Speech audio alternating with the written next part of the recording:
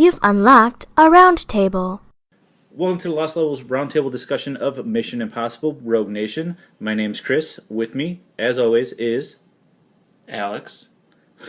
I assumed you were going to say my name, then you just looked at me as I was staring at my beer, kind of threw me off. I was trying to mix it up a little bit. Okay. This is our roundtable discussion of Mission Impossible. So, that being said, all of our roundtable discussions are spoiler heavy. If you haven't watched Mission Impossible and don't want to be spoiled, please don't listen to this cast. Watch the movie first, come back, listen to it, and then you will understand everything we're talking about. Okay, yeah. So, that was it. Spoiler warning over. Mission Impossible, let's get into it. The Rogue Nation, the latest Mission Impossible movie. And surprisingly, after 5 movies, still is fresh. I enjoyed this movie. It's a fun movie. I definitely give you that, yeah. So, did you watch the Ghost Protocol yet? No, did not watch Ghost Protocol. I can't even remember if I saw number 3. I know I Oh saw my 1 and God. 2. It's just... I gotta 3 came out so long ago, and I stopped caring about the franchise around that point as well. So I don't remember if I saw it. They've kind of been up and down. I really enjoyed the first one and the third one. The fourth one I liked a lot because it kind of felt like a new take. It gave it new breath to the franchise. New players brought it modern, brought it more updated. I felt The better ensemble. yeah, it felt good. It felt like the first 3 were their own entity, like their own kind of trilogy type of thing. Mm-hmm. The second one was a John Woo movie with Fucking doves everywhere, dude. with doves everywhere. But those kind of felt like their own things, and then they came out with Ghost Protocol and kind of just Gave new life to it. yeah gave new life to it, and I really enjoyed that. So this is the second movie of that new life called Rogue Nation. And I was in it, man. Like I was from the moment on, and I'm surprised too because Mission Impossible, they're very unique to themselves. Oh, they definitely have their own stamp on it. Yeah, I mean they're a little bit campy. They're not necessarily James Bond. They're not Bourne Identity. No, They're in the same. there is a level of disbelief that you have to suspend. Yeah, they're in a similar genre, but they're not necessarily the same themes. Yes. So you look at them. This is like Saints Row 2 compared to Grand Theft Auto 4 almost. Kind of, yeah, I could see that where it's the same genre, but takes it to a different level and Maybe Saints Row 1 compared to doesn't necessarily take itself as seriously. Yeah. Where it could definitely try to be that, but it doesn't. It's kind of tongue in cheek. Some of the stuff you understand that Mission Impossible means they're going to be doing impossible things. Yes. Like holding on to planes as they're taking off. You can't do that. Maybe you can. But you can try it yourself. I'm going to try to hold my breath for 20 minutes underwater. That felt longer than. Yeah. That felt like a long time. It was supposed to be like 3 minutes, but it felt longer than that. Yeah, that was definitely a scene where he was underwater for an extended amount of time without any oxygen. And again, there's all the cutting, so you have to kind of factor in how much was him actually under there, and how much are we looking at Simon Pegg. This probably taking place in tandem of each other. Yeah, so it's not a 24 episode where it's filmed in real time or anything like that. It's I don't know. I just enjoy it because the missions are crazy. Right. And I mean, the thing about the missions they are tied together, but you can tell that they're told just like set pieces. Like, what would be cool? Oh, if we did this, how can we have them do this? Oh, let's tie it together in this way. You know? Yeah, and a lot of movies. Because like let's face it, the beginning of him holding on to the plane had very little to do with the actual story. Very little. No, but it sets it up well. Yeah. It gives you a taste of what you like. This is going to be the movie. Right. Strap in, enjoy. That's the genius behind that opening scene, where just like shit's going wrong. All of a sudden, they think everything's handled by Tom Cruise's counterparts, but Ethan knows better and kind of is like, I'm going to do this shit on my own. Completely radio silent. All of a sudden, the last minute, Ethan decides to grab the plane and hangs onto it, yelling at Benji to open the door. Wrong door, Benji. Damn you. But it's funny because I like Simon Pegg a lot. Like he's awesome. Oh my, of course. And Vin Rames. it works really well. But as an opening set piece, it establishes everything you expect from a Mission Impossible movie and everything you're going to expect for the next couple of hours. Yes. So I think that's perfect in that regard. So like, okay, the dude hung onto a plane. I know I can suspend disbelief a little bit. And then released the parachute for a package and strapped his arm to the package and just flew out with it. Right. Like, okay. Yep, this is what I'm in for. Superhero right here. Perfectly executed. I think the addition to Jeremy Renner to the cast, where he started with Ghost Protocol and gave him depth in Ghost Protocol, and now just adds to it, where he's already an established character in this movie, and I really I love me some Jeremy Renner. Jeremy Renner's done some amazing work, and in this movie, he's awesome. He's a great addition to the cast. I think it is. I think you're right. I think He is that bounce to the cast. He is like that level-headedness while everyone's kind of a little bit off the rockers, kind of saying insane things, trying insane stuff. He's kind of like, whoa, guys, you may want to think about this a bit, and I think that's good. It grounds it a bit.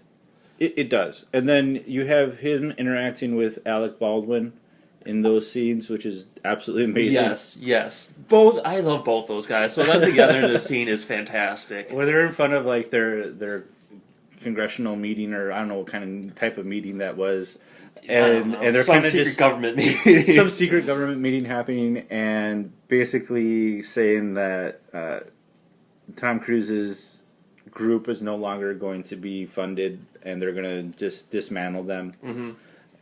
I love the banter between Jeremy Renner and Alec Baldwin. It's good. It's definitely. Oh, microphone down. We're good. All right. So yeah, there's some just really great scenes in here, and the female lead in this movie, Rebecca Ferguson, who plays Isla Faust. Okay, yeah. She does... Ilsa Faust. Ilsa. She does really well.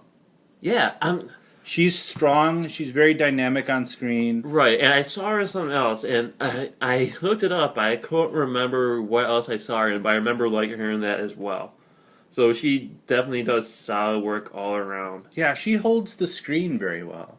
She has a great screen presence. Yeah, and the scenes between there obviously are what makes this movie feel good. It doesn't feel like, okay, they just put a very attractive woman into this crazy action role that you know that she wouldn't be doing these types of stunts or anything, because she does none of that in her life. Rebecca, on the other hand, feels natural. Yes, she is very pretty, but not like stunning, like not like supermodel, anything like that. It's very believable. Mm-hmm. Yeah, and she just, like I said, she does all the action scenes very well. They cut it very smart. Even if it's like a stunt person, they cut it well enough that you can't tell it's necessarily her. But you feel like she would be doing those types of stunts. Yeah. You don't feel like, oh, there's the stunt double doing this crazy stuff. Like they do a good job with her. So great casting for her. Vin Rames is always going to be Vin Rames. It's the thing that like surprises me every time I walk away from a Tom Cruise movie is we know Tom Cruise, like real Tom Cruise, in real life Tom Cruise, like Scientologist, kind of nutty, kind of out there, yeah, crazy guy. And a lot of the times with many actors nowadays, you see that in their personal lives, and then you go see them on screen, and you lose interest in them almost. Mm-hmm. But Tom Cruise finds a way to defy all that. Yeah. He captivates me every time he's on screen, whether it's the Mission Impossible movies where he's a believable Ethan Hunt, and I just love watching him doing these action scenes, or it's one of my favorite movies previously, Edge of Tomorrow. Edge of Tomorrow, where he is amazing in that movie. Something about Tom Cruise that I can't get over. Dude's a famous actor for a reason. Like he owns it. Yeah. Being 5 foot tall, the dude owns action, man. It's like Stallone. Like you just expect him to just be awesome, being a little shorter dude. But Tom Cruise just is great as Ethan Hawke. I love Ethan Hawke's character. I just everything about it. I love seeing these movies, and they seem to be getting stronger, much like the Fast and Furious series, where it started out as just like this kind of own little entity and built out into this gigantic billion-dollar franchise. Right. That's like unstoppable. And Tom Cruise is like that with Ethan Hawke. I enjoy watching these Mission Impossible movies, and I'm surprised by that. It's weird. They're definitely a good time. Yeah. What else can you really say about it? Like, what do you think about the plot? Interesting plot. I mean, I appreciate from the fact that it's like the government doing some underhanded shit and it blows up in their face. I appreciate it from that aspect, and really interesting dynamic because of that this whole secret organization has created. But yeah, I mean, like I said, it's kind of a plot just to string together set pieces. Yeah, but the set pieces are fun, so yeah, you accept it for that. You have great action in this movie, all types of action going on. God, what else can you really say about it? I don't know. Like interesting villain, very cool and calm and collected, and doesn't seem very villainous until you actually look at his actions, Yeah. But he played the role well. I think that's the great thing about a lot of villains is like you could see their sides of things. Oh yeah, definitely for him. And you could definitely see why he's acting the way he's doing. Maybe not as cold and calculated, but at the same time, he threatens a lot of civilians. Yes. At the same time, he has justification to a lot of the reasons he thinks the way he thinks.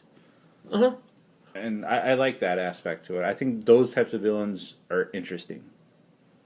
Like Loki in the Marvel universe. Like he's kind of a douche, but he does things because he has his ways of doing things. He's calculated. Yes, but also with Loki, he has that charisma factor. Yeah.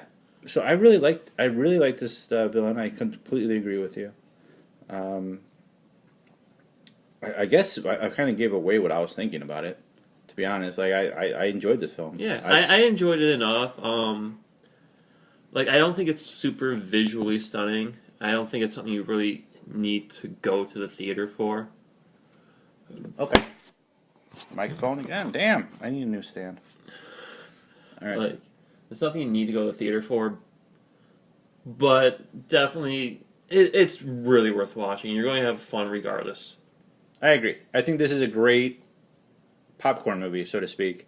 Just fun action, great characters, great banter between them. The chemistry between the characters is really, really well done. Very believable. Yeah, completely believable. I think that it's just a fun experience, something that you're looking for in movies nowadays, where you're just like, all right, I want some mindless entertainment that is fun to watch, and you're not sitting there thinking like, is that plausible? Like, that doesn't make sense. Why are they weaponizing raptors? Like, seriously? It's nothing like that. It's just like, hey, look, it's a Tom Cruise movie. It's fun. Mm-hmm. And I went into it with kind of higher expectations because of Ghost Protocol and what they gave me, and I was still satisfied regardless. Walking away and like, yeah, that lived up to what I wanted it to be. Yeah, fair enough. Like, I didn't really know what to expect going into it. I think you'll like Ghost Protocol. Yeah, okay. Like, I was expecting mediocre at best. But, this went beyond mediocre. So I'm happy about that. Yeah, fun summer movie, for sure. Yeah. All right, Alex, how can we reach you? You can follow me on Twitter. My name there is Alex Sandberg, AlexSanberg, or you can email me directly at the website, alex@lostlevel.com. Cool. Chris, I'm on Twitter, twitter.com/calmintensity. All of our information is on lostlevel.com, so we do have a Twitter page. It's at The Lost Level.